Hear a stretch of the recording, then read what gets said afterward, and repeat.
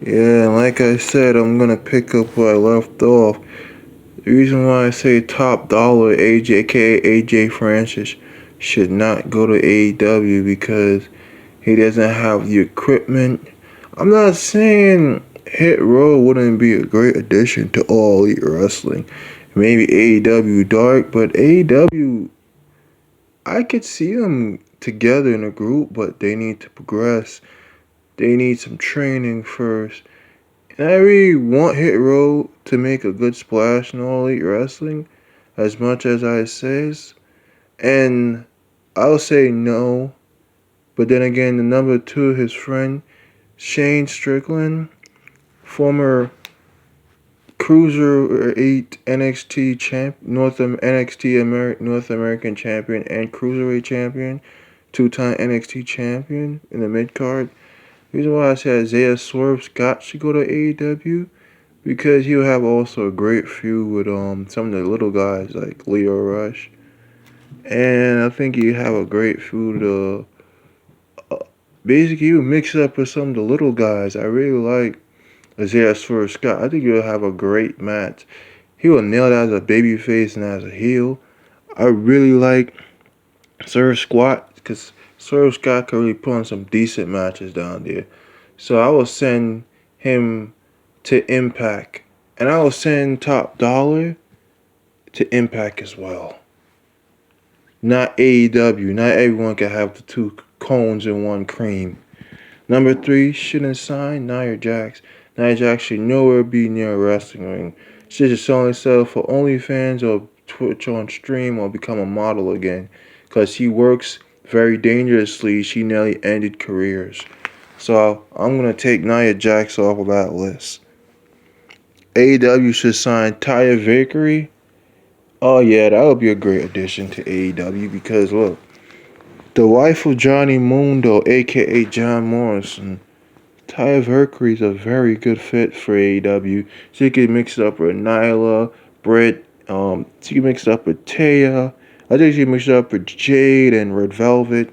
I think she'd be a great addition to the AEW Women's Division roster. And she'll put her in the female tournament.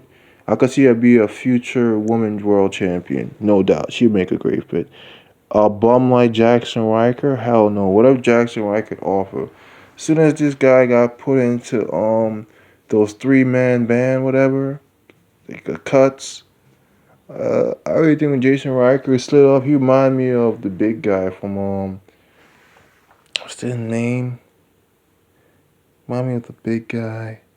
He reminded me of the big guy from NXT, Mason Ryan. He just don't fit the mold of AEW. I think Impact would be a good fit for him.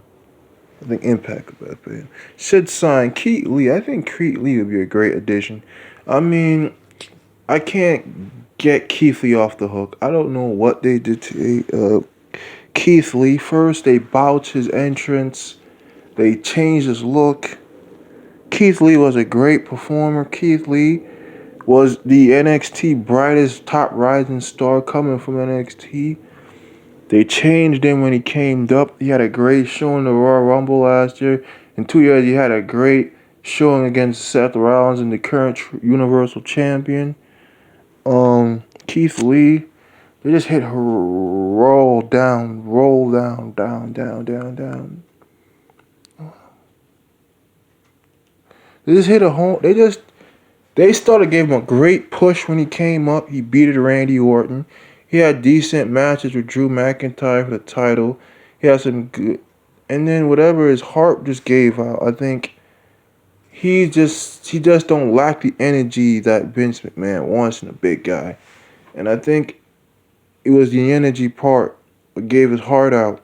He gave too much, and then he burned out. So I don't see it because it could be Adam Cole, because Adam Cole was given the offer to cut his hair to work or be a manager or be a mouthpiece, but Keith Lee did it to himself, so I don't feel bad for Keith Lee because he refuses to lose weight. Just like Scott said, if you're fat, you're fat. You gotta go, you gotta go. I'm sorry, my man. Breastwork worth off the last body fat. So Keith, good kudos to you, my man. Kudos to you. I think you'll be a great fit for AEW, no doubt. Part, not every time they should showcase Keith Lee.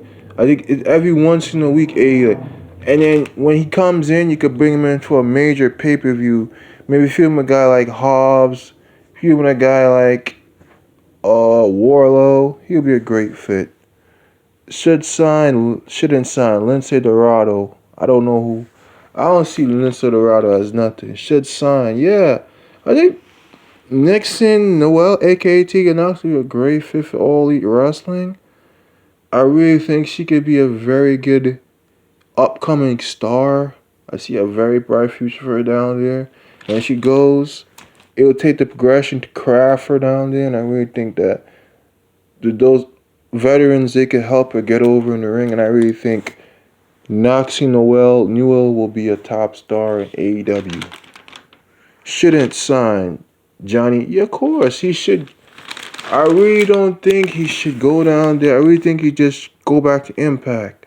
I think Johnny Mundo was a great addition to Impact. Johnny Mundo was a great fit. He had some decent matches with Moose and Cody Rhodes. He was a great champion, and I really want Johnny Mundo, Johnny aka Johnny's Wrestling. Also have the Wayne known for Johnny Gargano, but Johnny Morrison is decent how he is in Impact, and he just stay down there. Number 10, the last and final person that needs to go to AEW. That is Karrion Kross, former NXT champion, aka Killer Kross. And Killer Kross, with his wife, Scarlett Bordeaux, should be splashed in AEW. So I really think they should go to AEW. Here's our 5 that should go, here are 5 and don't go. So, and here's the reason why I think Karrion Kross should make a good fit for AEW. He's worked well with big guys like Jack Hager. He worked big guys with like, he can put him into a face, a heel. He could be a neutral. I think he could be a good future. I think Karrion Kross would make a good fit for All Elite Wrestling. I think he could tear it up with almost anybody. I think his first feud should be Cody Rhodes. I think his second feud should be Chris Jericho. And I think his third feud, I really think he should be taking that title off of Hangman. And I think Scarlett Bordeaux is a good manager. And I think Tony Khan needs to aim for Karrion Kross after 9 days in February. I'm just Pokemon, you gotta catch them all. Tony Khan, I really want you to draw for Karrion Kross. He was booked well in NXT, and then Vince just said, you know what? Adam Cole wasn't a nice guy when he said, without a manager, without a theme song, you're nothing. He buried Karrion Kross, and that was the reason why he got buried. He came out looking like a winner. The mask, Karrion Kross never recovered. He got beat by Jeff Hardy in his first debut. Karrion Kross got buried. I really liked him in NXT. I really like he was doing with Johnny Gargano. I think Johnny Gargano motivated him. Guys like Cole, I think Keith Lee got him over. He got himself over when he came up, but I hope the wish is near for Devers. And they've been letting go too many superstars. But like I said, Karrion Kross is AEW prone. And these are the recent WWE releases, 5 superstars. AEW can sign, AEW 5 they won't. I list on 5 who should and 5 who don't. I said top dollar AJ Francis should go to Impact. 2, AEW should sign change. Impact should go, Isaiah Search should go to Impact. 3, Nia Jax shouldn't be nowhere near a wrestling ring.